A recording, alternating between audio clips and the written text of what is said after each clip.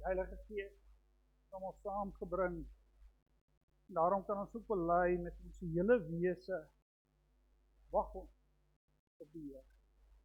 Hy is ons hulp en ons skuld. Want oor hom is ons harte verheug. Ja, op sy heilige naam vertrou. Gemeente, Here Jesus Christus, genade en vrede vir julle van hom wat is, en wat was, en wat kom, en van die 7 geeste voor sy troon, en van Jesus Christus, die geloofwaardige getuie, die eerste wat uit die dood uit opgestaan het, die heerser en die koning van die aarde. Amen. Kom ons loof die Here met Psalm 107, vers 1 en 2, ons loflied saam, daarna gaan ons ook singend ons geloof bely uit Skrifruiming 12:3, maar ek sal dit weer aansing. Kom ons sing eers hierdie loflied saam.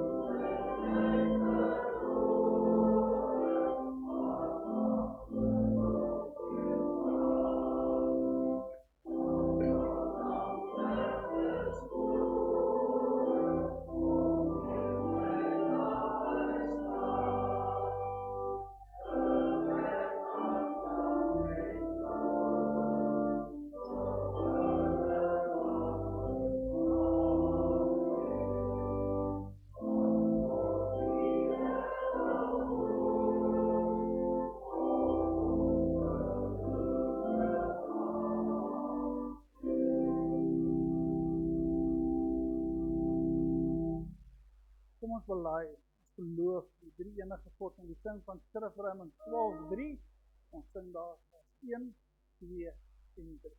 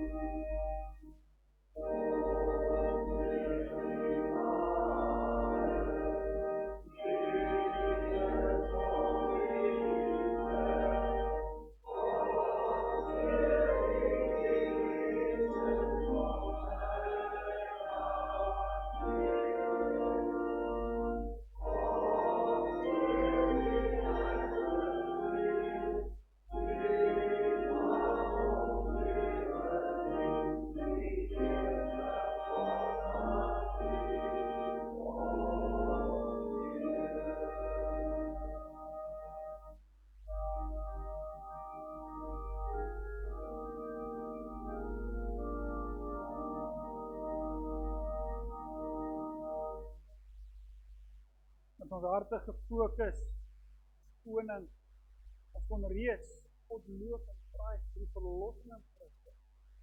Ons kon ook reeds in geloof bely. Hier in sy midde stel ons onsself voor hom en ons doen dit in die lig van sy woord. Kom ons luister, aandag daarin. Toe het God al hierdie woorde gespreek. Die Here jou God wat jou uit Egipteland uit die plek van slawerny uitgelei het. Mag naas my nie ander gode hê nie. Jy mag nie vir jou 'n gesneede beeld maak, enige afbeelding van wat in die hemelruim daarbo of die aarde hieronder of in die water onder die aarde is nie. Jy mag nie voor hulle in aanbidding buig en jy mag hulle nie dien, want ek, die Here jou God, die besittende God, wat kinders laat boet vir die sondeskuld van ouers, selfs die derde en die vierde geslag van hulle wat my verwerp, maar troue liefde bewys aan duisende, aan hulle wat my liefhet en my gebooie nakom. Mag die naam van die Here jou God nie misbruik nie, want die Here sal hulle wat sy naam misbruik nie ongestraf laat. Gedink die Sabbatdag, deur dit heilig te hou. Jy saam met jy werk en alles doen wat jy moet, maar die 7de dag is 'n Sabbat ter ere van die Here jou God. Mag geen werk, jy en jou seun en jou dogter, jou slaaf en jou slavin, jou diere en jou vreemdeling, wat by jou is nie. Want in 6 dae, die Here die hemel en die aarde en die see gemaak, en alles wat daarin is, maar op die 7de dag, verrus. Daarom het die Here die Sabbatdag geseën en dit geheilig.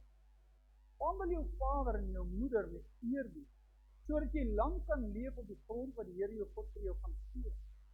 Jy mag nie moord pleeg, jy mag nie egbreek pleeg, jy mag nie steel nie, jy mag nie vals getuig teen jou naaste, jy mag nie jou naaste se huis begeer, jy mag nie jou naaste se vrou begeer nie, of nie sy slawe en slavin, sy beeste en donkies, enigiets wat aan die naaste behoort. As ons na onsself kyk in die lig van God se wet, dan kan dit nie anders dat ons eie onheiligheid moet bely voor en dat ons bidden, die hoop vestig op die verlossing wat daar net in Christus is. En ook dat as ons van hier af uit mekaar gaan, dat die Gees ons kan lei en dank. Kom ons sing hiervan, kom ons vra dit vir die Here, terwyl ons so sit, kom ons sing het bidden met lied 231, vra ons dit van die Here.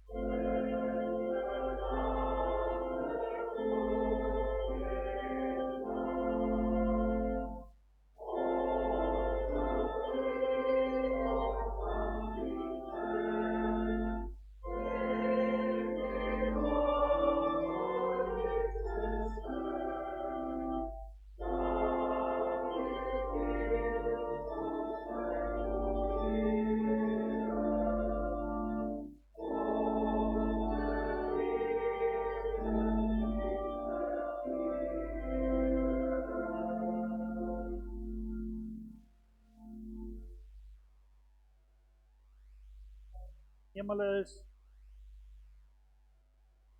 kans. Dra klein voor U heilig, U grootheid, U almag. Ons kom as U kinders, maar U toe, nee, maar net in Jesus naam. Niet in Hom het ons die vrymoedig, Vader, om U op te soek, om onder U vleuels van beskerming in te skuif, veilig daar te kan voel, al ons vertroue, U alleen te kan stel. Net in Jesus naam. Dankie. Dankie vir die vrymoedig, dankie vir die geloof wat U in ons harte werk, en in U Gees, waar sonder nie een van ons ooit sal verloor. Dankie. Dankie dat U ons Christus kom opsoek het, en dat U vir elkeen van ons kom sê, maar jy is myne. Dis Christus. Dat U Christus vir ons gegee het, vir naaste skuld op ons plek. Hierdie oggend U Vader, al ons geloof, al ons hoop, en ons liefde, se wonderlik. Sonder Hom is ons niks. Ons leef, beweeg, asemteer vanuit Christus. Ook nou, as ons uit U kom om goed te word weer, geloof, is ons veel afhanklik van die werking van U. Wees ons veel genade. Lei ons in die waarheid van U. Bemoedig, versterk, bring self tot bekering wat nodig, sodat ons kinders kan glo in Christus, sodat ons al ons hoop op Hom alleen stel. Dit ons sy naam. Amen. Voor ons gaan saam lees 1 Samuel 1. Kom ons sing Psalm 34 vers 1 en 5 en waar ons sing dat soos 'n jong leeu vol moed is, ja, selfs hy ly honger.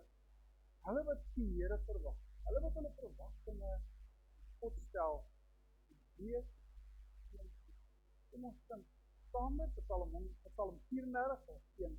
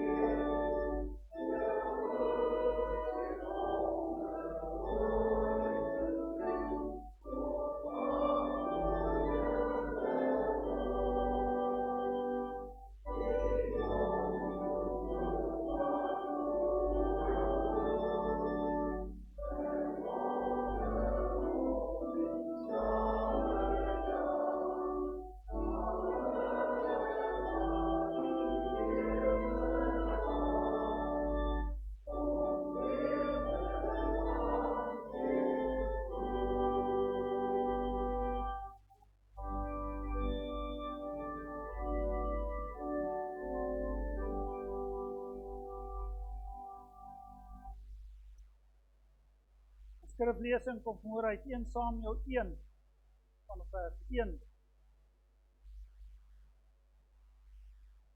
Daar was 'n sekere man uit Ramathaim, Sofim, in die hemelland van Efraim. Sy naam was Elkana, seun van Jeroham, seun van Eli, seun van Togi, seun van Sif, uit Efraim. Hy het 2 vroue gehad. Die eerste vrou se naam was Hanna en die tweede vrou se naam was Penina. Penina het kinders gehad, maar Hanna geen kinders gehad nie.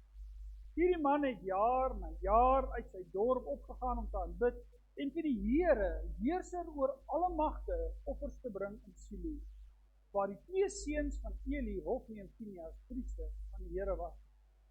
Wanneer Elkana die dag geoffer het, het hy vir sy vrou Penina en vir al haar seuns en dogters dele van die offervleis gegee. Maar vir Hanna kon hy net 1 deel gee. Al het hy haar lief gehad, want die Here het haar moederskoot gesluit. Haar mededinger het haar ook erg getreiter en om haar seer te maak, omdat die Here haar moederskoot gesluit. So het dit jaar gegaan. Elke keer as Hanna opgegaan het na die huis van die Here, het Penina haar so getreiter as sy gehuil het en nie wou eet nie. Dan haar man het op 'n keer vir haar gesê, Hanna, hoekom huil jy? Hoekom eet jy nie? Hoekom is jy hartseer? Is ek nie vir jou meer werd as 10 seuns nie? Nadat hulle daar in Silo klaar geëet en gedrink het Hanna opgestaan. Eli die priester het op 'n stoel by die deurtesyn van die tempel van die Here gesit. Sy was bitter ongelukkig en het tot die Here gebid terwyl sy onbedaarlik huil. Sy het 'n gelofte afgelê en gesê, Here, heerser oor alle magte, as U tog net die ellende van die slavin wil raak sien, en aan my sal dink en die slavin nie sal vergeet nie. En as U aan die slavin 'n manlike nageslag sal gee, dan sal ek hom aan U, Here, teruggee solank hy leef. 'n Skeermes sal nooit oor sy kop gaan nie. Terwyl Hanna so aanhou bid vir die Here, het Eli haar mond opgehou. Maar Hanna self was besig om in haar hart te praat. Net haar lippe het beweeg en haar stem was onhoorbaar. Eli het gedink sy is dronk. Eli sê toe vir haar, hoe lank nog gaan jy dronk bly? Raak ontslaaf van jou wyn. Hanna het antwoord en gesê, nee my Heer, ek is 'n vrou met 'n swaar gemoed. Wyn of sterk drank het ek nie gedrink nie, maar ek het my hart voor die Here uitgestort. Moet my, die slavin, nie as 'n slegte vrou beskou nie, want dit is oor my kommer en ontsteltenis wat ek so lank gepraat het. Eli het haar geantwoord en gesê, gaan in vrede, die God van Israel sal jou versoek. Dit wat jy van hom gevra het, toestaan. Mag die slavin genade vind en nie oor sy gesê, vrou is toe daar weg. Sy het geëet en haar gesig nie droewig nie. Hulle het vroeg die volgende môre opgestaan, voor die Here in aanbidding gebuig en weer na hulle huis in Rama gegaan. Elkana het met sy vrou Hanna gemeenskap gehad en die Here het aan haar gedink. Met die draai van die jaar was Hanna swanger en sy het aan 'n seun geboorte gegee. Sy het hom Samuel genoem, want het sy gesê, van die Here het ek hom gevra. Tot sover ons skriflesing, geseënd is hulle hierdie woorde hoor en daar op die lewe, veral fokus op hierdie woorde in vers 10. Sy was bitter ongelukkig en het tot die Here gebid terwyl sy onbedaarlik huil. Elkeen van ons, van kleins af, soos wat jy deur jou lewe gaan, het jou eie drome, het jou eie verwagtinge, wat jy so graag wil hê, moet waar word. Ja, verwagtinge, wat ons bitter graag wil sien in ons lewens, ons wil dit bereik, en ons droom daarvan, en ons wag dit in. Verwagtinge kan gestel word in my werk, dat ek op 'n sekere ouderdom 'n sekere posvlak moet bereik, 'n sekere salaris moet verdien.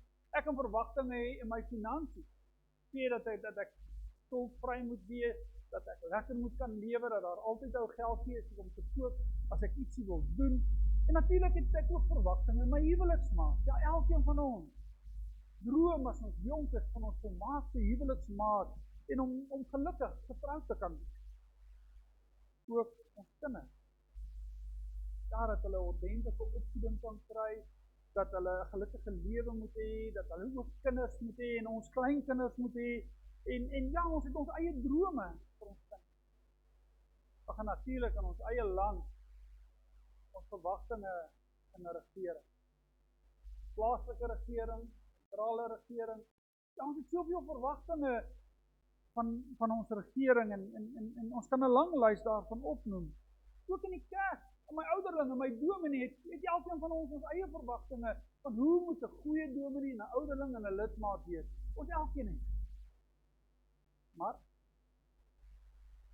so baie keer ervaar ons as so bitter min van ons verwagtinge werklik waar. Om die waarheid te sê, so baie van ons verwagtinge verander in bittere teleurstelling. My werk het ek dalk nooit rekening gehou met swak ekonomie, aflegging, regstellende aksie. Finansieel het ek nie gedink dat my geld nie elke maand minder en minder werd gaan wees en dat dit al hoe moeiliker is om my begroting te laat klop nie. Ag, my huwelik is dalk miskien nie die sprokies huwelik wat ek gehoop en gedroom het of my kinders. Ag, wat het van my kinders geword? Van met wie ek baie wil geleer. Vir wie ek geleer het van Christus. Van wie ek so gedroom het dat ons sekere dinge saam gaan doen en sekere dinge gaan kry. Ons elkeen het ons drome daaroor. Ag, van ons regering. Wie van ons kan nou vanmôre sê ons regering en ons verwagting in ons regering stel ons nie teleur. Die kerk, uit die kerk kan 'n teleurstelling. Die dominee is nooit 'n engel nie, is nooit perfek nie, is nooit volmaak nie. Ook nie my ouderling nie. En van die dominee se kant af, die dominee sit ook nie met 'n lidmaatgetal volmaakte engeltjie. Eerste, die bittere teleurstelling, soos wat 'n mens ouer word het meer. En jy kom agter sekere van jou drome, nie drome nie, teleurstelling. En dan kom al die ander dinge daarmee saamkom. Ja, miskien meer slag, jy kan depressief raak, jy kan met 'n seer in jou hart rondloop, jy kan self bitterheid in jou hart hê. Want jy soek 'n oorsaak, maar hoekom het my verwagtinge nie uitgewerk nie? En dan is jy bitter teenoor hierdie een of teenoor daardie een. Gedeelte waarna ons geluister het, kom God vanmôre weer sy gees. Herinner ons elkeen opnuut daaraan.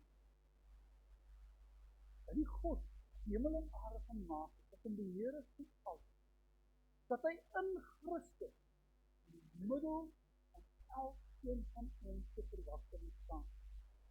En dat baie keer juist vanuit ons teleurstelling is waar hy nuwe lewe in ons harte en ons lewe wil bewaar. En die gedeelte waarna ons geluister het, leer ons vir Hannah toe. Iemand bitter teleurgestel na verwagtinge. In so 'n mate dat ons lees hier dat Hannah nie eers want Hannah kon nie geboorte skenk aan 'n kind nie. Sy was onvrugbaar. Sy kon nie vir haar man, vir wie sy so lief was, 'n erfgenaam gee nie. In daardie tyd, in die antieke wêreld, het 'n jong meisie, 'n vrou, een droom en verwagting gehad. Veral as sy getroud was, om vir haar man 'n manlike erfgenaam te kon gee, omdat dit sy nageslag verseker.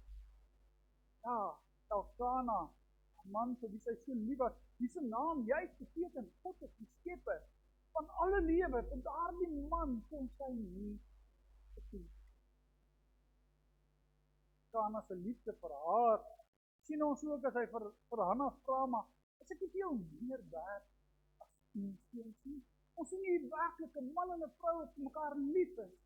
Ook as hulle jaarliks opgaan vir die aanbidding daar by Silo, sien ons hierdie liefde raak, waar Hannah eintlik net een porsie moet kry van die offervleis. Daardie tyd was dit gebruik dat 'n groot deel van die offervleis wat jy gaan offer het, jy teruggekry, en dan jy vir elke vrou, afhangende van hoeveel kinders sy het, dele van daardie vleis gee om te kan eet. Penina kon heel wat porsies kry.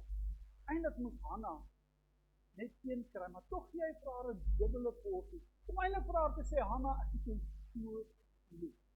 Maar jy dit, dan elke keer daarna herinner, kan nie my man. Die jare aangegaan het, duidelik geword dat Hanna onvrugbaar is. En nou moet ons ook mooi verstaan. In die antieke wêreld, onder God se kinders, was die hele beskouing gewees, dat kinders as geskenke beskaaf uit die hand van Here, Psalm 127. Ja? Dit is 'n groot geskenk uit die hand van God. Om nie kinders te hê nie, is nie teenoorgestel. Die Here straf jou. Jy is nie geseënd nie vir 'n rede. Dit is baie sleg vir Hanna se kinders. Hierdie kinderloosheid dryf Hanna tot droefheid, tot geestelike bitterheid. Ons lees in vers 10, sy was bitter ongelukkig en het tot die Here gebid terwyl sy onbedaarlik gehuil het. Die woorde wat ons hierso gebruik en wat ons hier vertaal, kan in 'n oorspronklike taal vertaal word. Dis dieselfde woorde wat gebruik word wanneer 'n ma huil oor die dood van haar kind. Die bitterheid wat saam met dood gaan, dit beleef Hanna in haar hart. En Penina, Elkana se ander vrou, met wie hy heel moontlik getrou het om te verseker dat hy 'n erfgenaam het, het natuurlik ook seker gemaak dat Hanna geet nie van haar kinderloosheid. Een groot teleurstelling in haar lewe word gereeld ingevryf deur Penina as sy haar jaloers op. Ag, en aan die jaarlikse pelgrimstogte na Silo was vir Hanna 'n pynlike ervaring. Ja, die gebruik destyds was dat elke man ten minste eenmal 'n jaar by een van die feeste opgaan na die plek van aanbidding in Silo om daar aan die feeste te gaan deel. Nou weet ons dat in die tyd van die Rigters, en as julle nou die Bybel gaan kyk, gaan julle sien dat die boek Rigters is nou net voor Samuel, dat in die tyd van die Rigters was die tempel nog nie gebou. So, die tempel is eers gebou in die tyd van Salomo. Daar was nog nie 'n tempel op Berg Sion gewees nie. En daarom het die tent van ontmoeting met die verbondsark in Silo gestaan. Al die godsdienstige feesvieringe het daar rondom die tabernakel plaasgevind. En soos die beskouing destyds was, om Silo toe te gaan, om na die tabernakel toe te gaan waar die verbondsark was om na God toe te gaan. God was by sy tabernakel. Hy was daar. Familiehoof wat die offer gebring het reeds gesê, en grootste gedeelte daarvan teruggekry, om het feestlik, ja, letterlik feestlik voor die Here, saam met sy familie en vriende te geniet. En as ek hierdie porsie uitdeel, waar Hanna oor daarna herinner het, sy kinderloosheid, het haar elendige omstandighede net dieper en dieper ingevrik. Ons lees in vers 7 dat Hanna sy ellende daartoe gelei dat sy nie wou eet nie. En dan in vers 18, dan lees ons, sy geloof en sy gaan eet. Wat het gebeur met 'n Hanna wat nie wou eet nie? 'n Hanna wat loop gaan eet. Sou dit haar geliefde en gepaste woorde wees? Is ek nie vir jou meer werd as 10? Hoe hoor ons onsself nie baie keer in hierdie holtrooswoorde van Elkana nie? Hoe baie keer sê ons nie 'n Bybelteks, sê ons mooi woorde van inspirasie en elke keer is dit goed bedoel. Toch so hol. Dit raak nie die hart nie, want die seer is net te seer. Ja, by hol mense woorde kry Hanna nie haar vrede. Sou dit wees in die vroom uitspraak van die profeet Eli toe hy vir haar gesê, gaan in vrede, die God van Israel sal jou versoek, dit wat jy van hom gevra het, toestaan. Woorde wat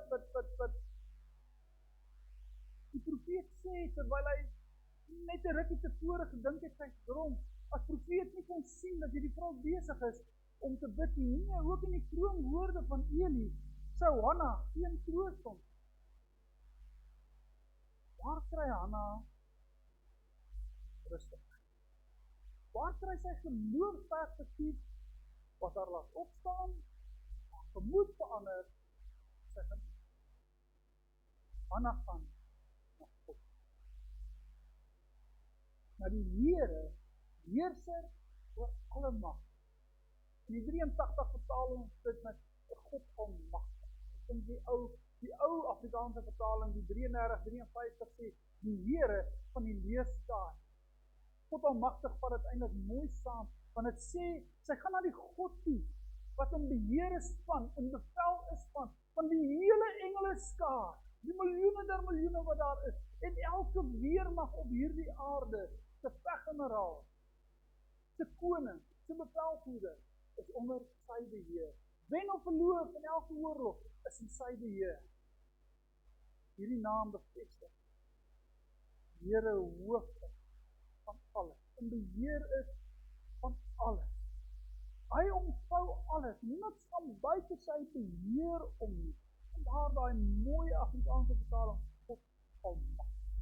Here, heerser oor alle magte. Jy noem hom, jy dink daaraan, hy is in beheer daar.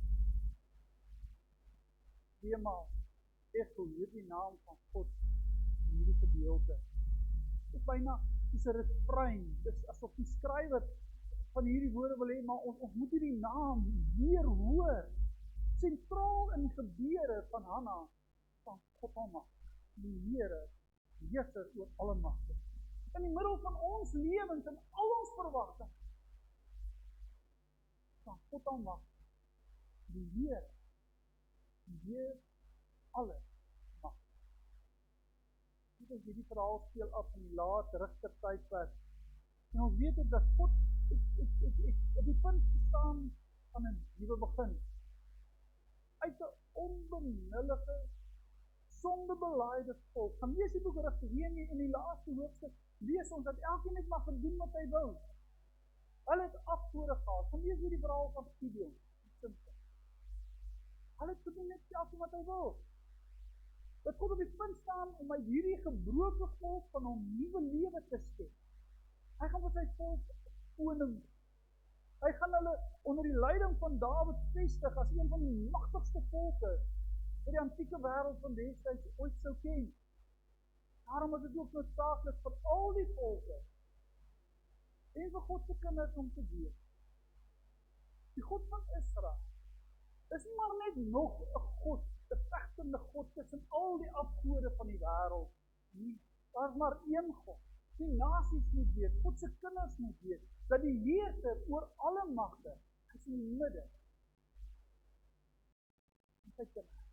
En hy is by magte om enige situasie te bowe te kom. Want alle magte moet voor hom gebuig. Oor die Here van die leerskare gaan buig, Hanna huilend, en in nederigheid die knieë en sy bid, Here, heerser oor alle magte, as u tog net die ellende van die slavin wil raak. En aan my sal dink en die slavin nie sal vergeet nie. En as u aan die slavin 'n manlike nasaat sal gee, dan sal ek aan hom aan u, Here, teruggee, solank hy leef. Solank. Op haar knieë as diensknegt, het Hanna haar sielenood voor die Here weet. Haar probleme is dat geen mens kan oplos. Sy het geweet dat alleen God almagtig uit die dood weer lewe kan opstaan. Die almagtige God gaan lê Hanna haar onverwolde verwagtinge, sielenood en dag.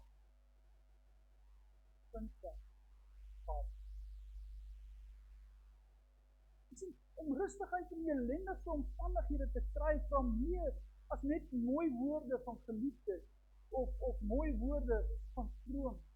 Dit vra baie meer. Dit vra na kinderlike geloof dat God almagtig ook in die middelpunt van my omstandighede.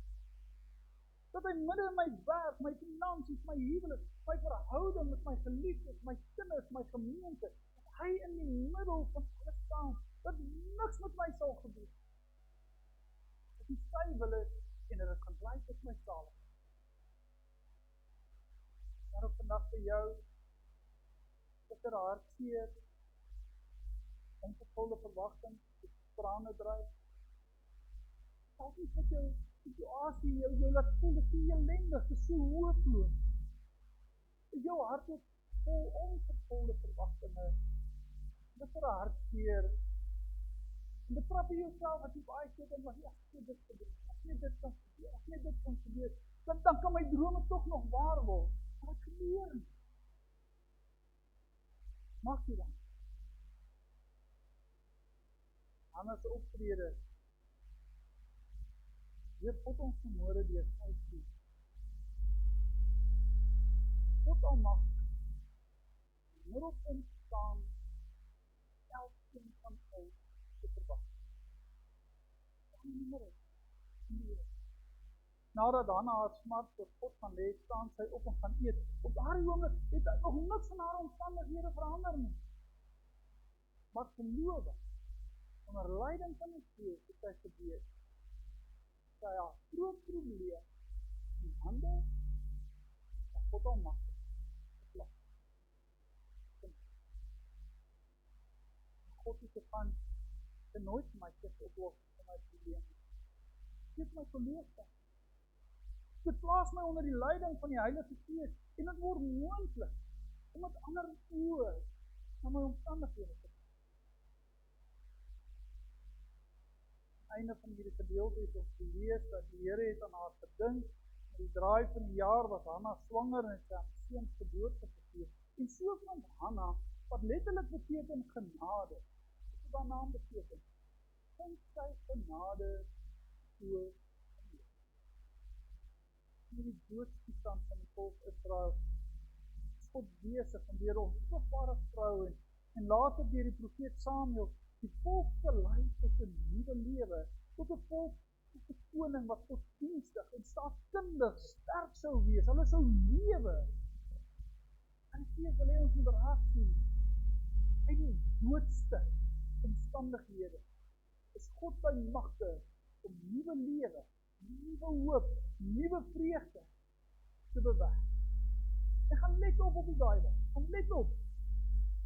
Elke keer as God nie begin met 'n nuwe tree, groot tree gee in sy plan van verlossing, gaan dit gepaard met 'n moeder nie geboorte kan sien. Met Abraham, Sarah, wat nie sin kon kry nie. En tog, doen God die onmoontlike. Dit wat gebeur. In haar hoë ouderdom. Ook hier in die rigte tydperk. God gaan 'n nuwe pad begin stap. Sy volk is nou daar in die beloofde land. Maar 'n korte koning. Hulle gaan nou 'n koningslyn hê wat hulle nog nooit gehad het nie. God begin nie en onmiddellik lees ons dat daar weer 'n vrou is, Hanna, wat nie 'n babatjie kan hê. Nog later Samuel gebeur. Daarom moet dit ons nie verbaas dat as die Nuwe Testament begin, dan lees ons van Elisabeth en Sagaria. Die kinders. God staan weer op die punt. Later sy seentjie Johannes die Doper gebore word. Elke keer hoor ons, herinner die Heilige Gees ons daar, waar lewe nie meer moontlik is nie, bring God nuwe lewe, nuwe hoop, nuwe verwagtinge, nuwe vreugde. Wie sou ooit daardie vrydige volksdag kon dink, dat daar uit die sterwe van Christus vir ons lewe kon kom, dat daar uit die dood, uit die graf vir ons nuwe lewe kan kom, dat hy wat in ons plek aan die kruis gesterf het, ook sou opstaan om ons Here te wees, om oor alle mag te beskik, en om in elke situasie, ook myne en joune, beheer te wees, om Here te wees. Koning leef, uit die dood uit opgestaan, die grootste verwagting wat daar in 'n sondaar hart kan wees, om vry te wees van alle sondeskuld, om met vrymoedigheid na die Vader te kan gaan, om met hoop te kan uitsien om eendag by hom te kan wees. Daar die hoogste verwagting het Christus reeds vir ons vir ewig vasgemaak. Niemand kan dit van ons af wegvat nie. daarom staan al die ander verwagtinge, kan ek weet, maar ook dit, daarvan is God in beheer. In Christus, ons vry is te gaan vir die Vader, is God almal.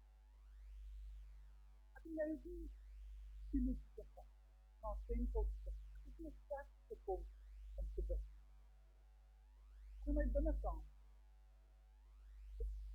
my eie hart, die Vader deel, Christus, met die vrymoedigheid gegee, dat ek na hom toe kan gaan, en my hart ook daar, by hom, kan gaan uitdui, my vertroue ook daar, net in hom, alleen, kan gaan stel. God almagtig, Vader, Seun en Heilige Gees, staan in die middelpunt, as verwag. Hy die Almagtige luister na ons smeekgebede, en hy verhoor ons gebede volgens sy wil, ook al is dit na 'n lang tyd, en bitterheid, en smart, en swaar kry, ons waarde, dat God die moeilikste omstandighede kan gebruik, en in elkeen van ons nuwe lewe, nuwe hoop. Mag ons so doen, Kom ons sing saam, Psalm 40, vers 1 en vers 2. Kom ons staan en sing ons hierdie psalm.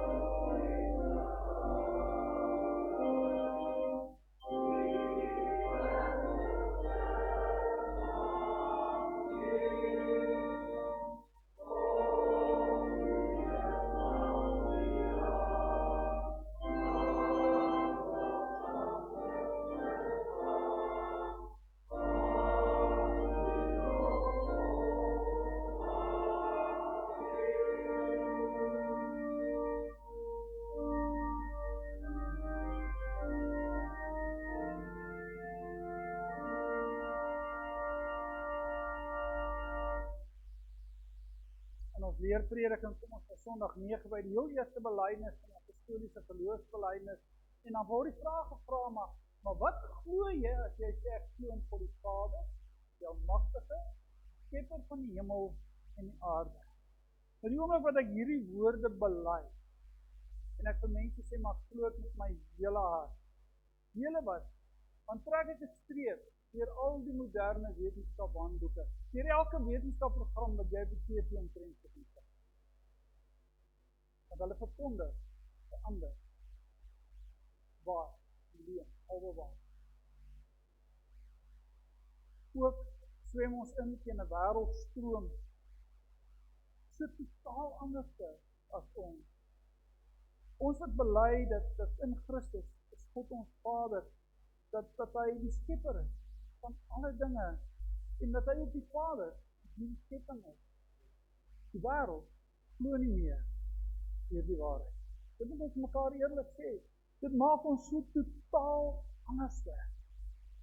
Want ons belydenis sê, as ons hierdie woorde bely, dan glo ons, God is in die heel eerste plek die ewige Vader van ons Here Jesus Christus. En dat hierdie Vader-Seun verhouding van alle verhoudings vooraf, ook my en jou se verhouding met God, word vooraf gegaan deur die verhouding tussen hom en sy Seun. Die God in Christus, waar ons Vader geword het. Toe was hy al van ewigheid Vader. Daardie God, daardie Vader, ook vandag, wille van Christus, ons Vader. Die tweede belangrike wat ons moet onthou is dat God die hemel, die aarde met alles wat daarin is, uit niks geskep het en deur sy ewige raad en voorsienigheid nog onderhou en regeer. Vir die oorsprong is van alles. As hy die een is uit die alles tot stand gekom het, dan maak dit hom ook die Vader van die skepping. Hy het die hele skepping van die heelal, dis hy Vader. In ander woorde, hy is die Vader daarvan. En soos net 'n volmaakte Vader kan, het hy die skepping in al sy verskeidenheid geskep en hy bestuur en versorg dit in Christus met sy volmaakte liefde. Vader. Eers is ek in verwondering oor hierdie twee waarhede wat staan. God is Vader van Christus. God het alles geskep. Hy is die Vader. Hy is die Vader. Dan kan ek ook bely, as God almagtig ook ter wille van sy Seun Christus, my God en Vader. Dit is eintlik so groot gedagte, wat ons so maklik onnadenkend elke Sondag kan bely. En hierom lê my en jou se troos, daar is 'n baie spesiale band tussen God in ons. In Christus. Hy my Vader, sy kind met die gevolg, op hom vertroue, sodat ek nie daaraan twyfel, dat hy my met alles wat verliggaming toe nodig sal versorg. Hy sal ook al die kwaad, wat hy in hierdie jammerdal oor my beskik, tot my bes wil verander, omdat hy dit as 'n almagtige God kan, ook as 'n getroue Vader wil doen. Hoekom sal ek en jy vandag, met al die opsies wat daar vir ons is, en vertroue en hoop op die God self, tot self aan ons, Vader, in Jesus Christus, van ons bekend stel.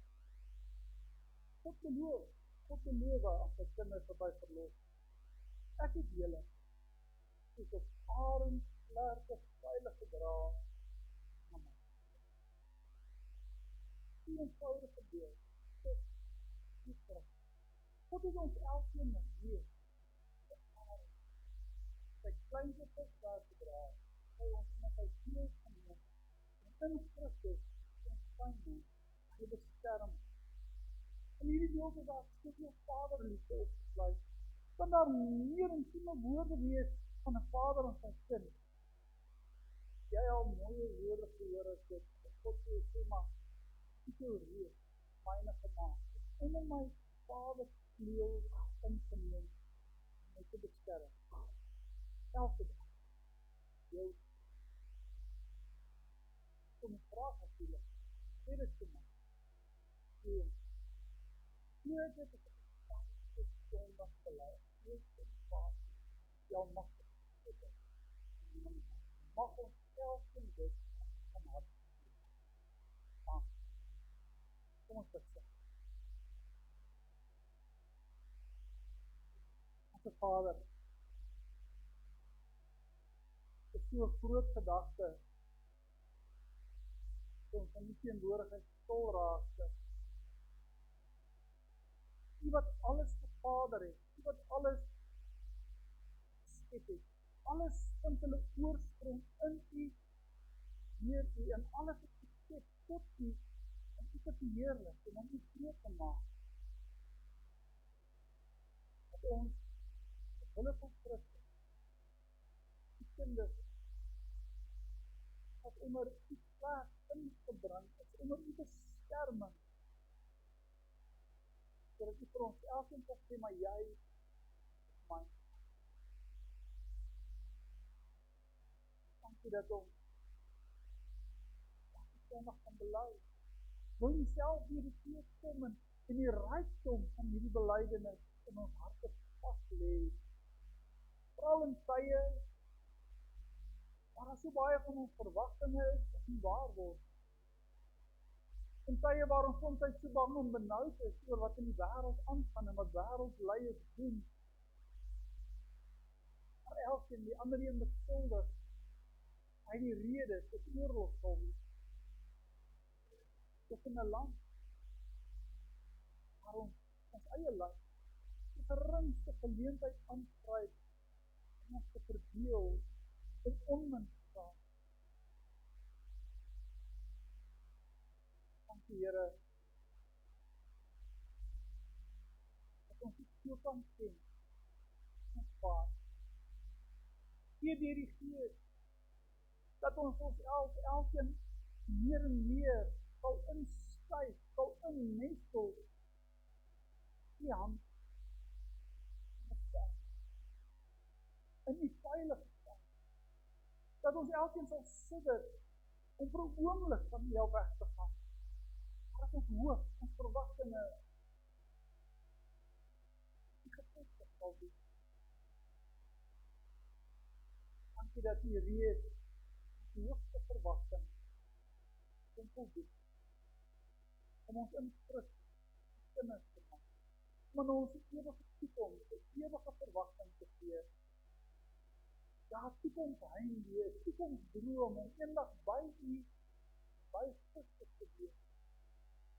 En dat ons kan weet, baie van ons verwagting, aan die waar, by U, Christus te wees, te wees, ewig stand van. Dus die belofte, elkeen, mag ons hier dan vasthou. Ook in tye wanneer ons vasgetrek is, wanneer ons moedeloos is, wanneer ons harte seer is, tye wanneer ons bang is.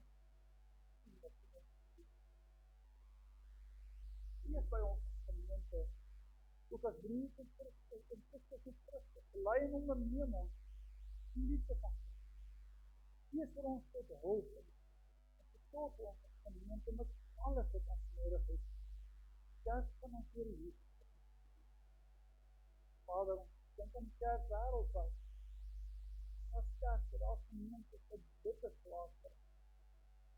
Hoor dat hier geweld in Syrië, afgevolging in baie ander plekke, ander lande waar die kinders randverdiere word, waar hulle self in klompe gegooi word, doodgemaak word. Hulle van die naam van die bid vir hulle pleit.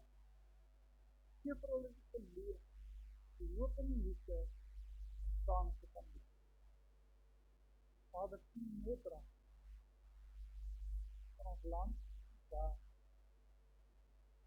As U stikkend, as soveel nood en ellende, soms skryf U die dinge aan ons harte en ons gees, wat het aan U Vader hart doen. En ek was nooit U bedoeling, is ons sondige gebrokenheid, dat die wêreld op soveel ellende dink. Wil U self vir ons die regte geloofsperspektief gee, om die nood van die tyd reg te verstaan, maar ook die toewyding, sodat ons tydig en ontydig die evangelie kan verkondig, oud en jong, groot en klein, elke geleentheid sal gebruik, die tyd sal uitgeef, die hoop wat daar in ons brand, aan ons te gee. Wees by elke van ons, hy gee vir ons wat ons nodig het, Gee vir ons goeie gesondheid, en dink aan Martie wat ingaan vir 'n groot operasie, bring 'n rustigheid, 'n kalmte in haar hart, wat van U afkom. Vroue, sy weet dat sy veilig in U hande is, groot van dit. Weet, vir elkeen in ons gemeente wat uitgestaan, versorg ons net elke dag, sit dit in plaas in, naam van U. Amen. Kom ons antwoord in die sin van Psalm 33, 6 en 7. Kom ons antwoord die twee liedere saam, dan gaan ons hier uitgestaar met die Seun en Naam.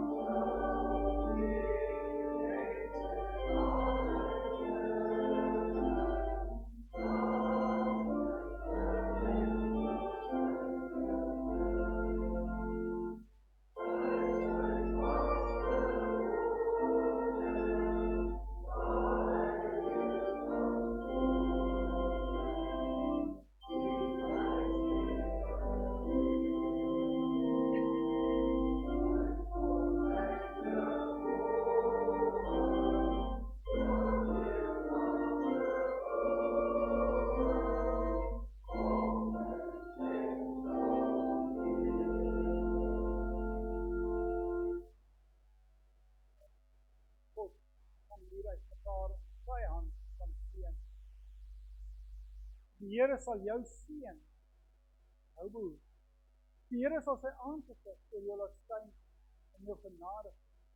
Die Here sal sy aangesig oor jou verhef en aan jou vrede.